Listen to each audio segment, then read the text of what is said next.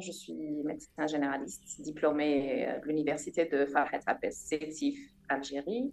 J'ai exercé au début au niveau des urgences médico-chirurgicales du CHU de Sétif. Après, j'ai eu un autre poste au niveau d'un CMP, un centre médico-pédagogique. D'abord, j'ai travaillé aussi au niveau du service de gynéco pendant une année. Et après, j'ai été recrutée au niveau du centre médico-pédagogique pour enfants handicapés mentaux. J'ai découvert un autre monde, les enfants avec retard mental, les trisomiques, les autistes, tout type d'handicap mental qui pouvait avoir aussi des handicaps moteurs associés. Donc, du coup, je me suis occupée du côté médical. Une fois que j'ai réglé tous les dossiers médicaux, les vaccinations, les orientations et tout, j'ai trouvé qu'il y avait une demande. C'était la vague de l'autisme en Algérie en 2011-2012. Et on me demandait une solution en tant que médecin généraliste, mais je n'avais aucune solution. En mes qualités de médecin généraliste, ben, j'ai cogité, et en posant la question à Monsieur Google, quelles sont les techniques qui peuvent aider les enfants en situation de handicap, et là, je tombe sur le neurofeedback. J'ai essayé de chercher, c'est quoi ça? C'est quoi?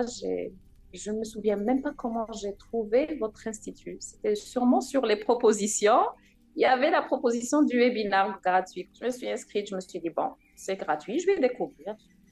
Bon, j'ai découvert et j'ai pris rendez-vous avec Joël.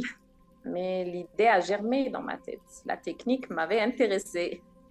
Je savais que la stimulation, la psychostimulation donnait des résultats avec les enfants autistes. Ça, c'est un truc que j'ai vécu, que j'ai vu des enfants, comment ils étaient au début, après la stimulation, où est-ce qu'ils en ont arrivé. Et voilà, j'ai continué à visionner toutes vos vidéos sur votre chaîne YouTube, à faire partie du groupe sur Facebook, et disons que c'était au quotidien.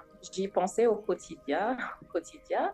J'ai découvert d'autres types de neurofeedback. J'ai cherché aussi, toute seule, j'ai analysé, j'ai compris que c'était plus développé chez vous, des protocoles personnalisés. Pour moi, aucun patient ne ressemble à l'autre.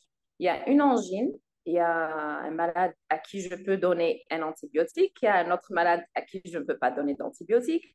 À ceux que je peux donner des antibiotiques, à chaque malade, il a un antibiotique bien précis. Donc, c'est la même chose. En faisant la comparaison entre les deux protocoles, disons, ou les deux instituts de formation, j'ai trouvé que c'était plus logique d'avoir un protocole personnalisé. En plus sincèrement, de la bienveillance de Joël. Il a ce côté pédagogique de présenter et de l'institut.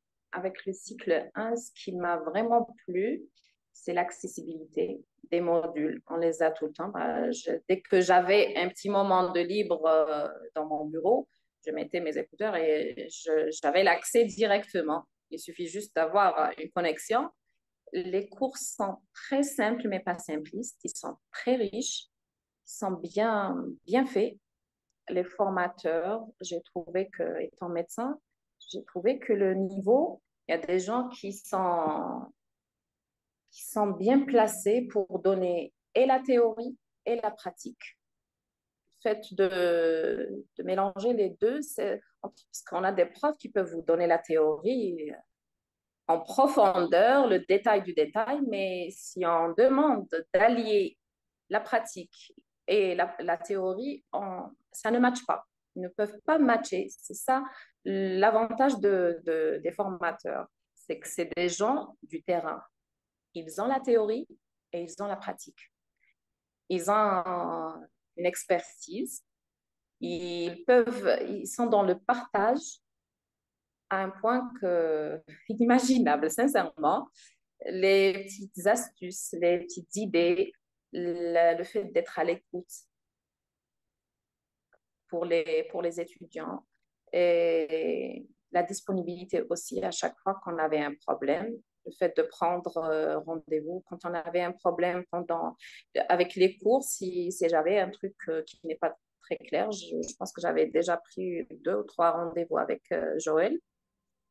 Et bon, par rapport aux examens, je trouve que ça donne de la crédibilité à la formation. Le fait d'être dans la réception, être passif et ne faire que recevoir les informations, au final, ce n'est pas assez crédible. L'examen, le passage d'un module à un autre, j'ai trouvé ça très intéressant. Maintenant, c'est à chacun d'organiser sa formation, son temps. Personnellement, au début, avec le travail, je n'y arrivais pas. Mais quand on veut, on peut. Il suffit juste. C'est un point pour lequel il faut être très conscient dès le début. C'est qu'il faut s'engager, il faut prendre des rendez-vous avec soi-même et s'obliger à faire nos cours, à préparer nos ateliers. L'atelier de la posture, c'était le premier atelier. Mais le premier atelier, ça m'a marqué.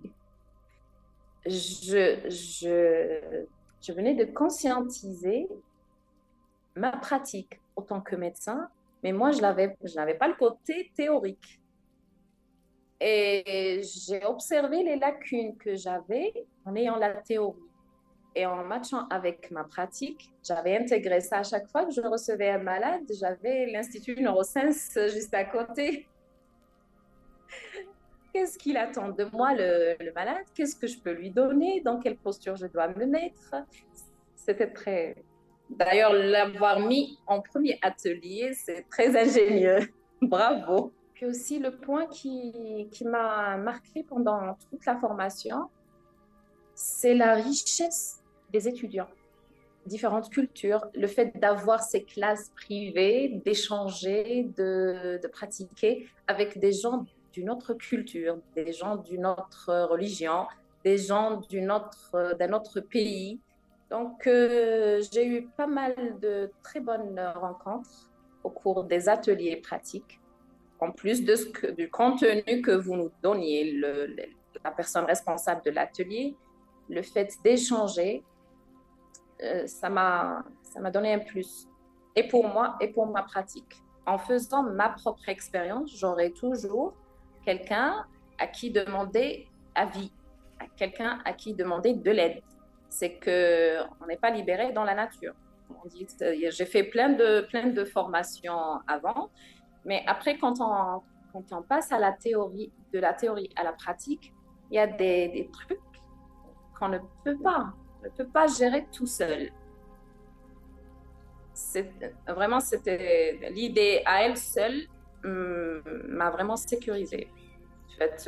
Même en ayant le premier client, même le client, il va être sécurisé en sachant que, certes, je suis avec mon médecin qui est là, mais en sachant qu'il y a toujours quelqu'un avec le praticien avec lequel je suis, c'est un plus.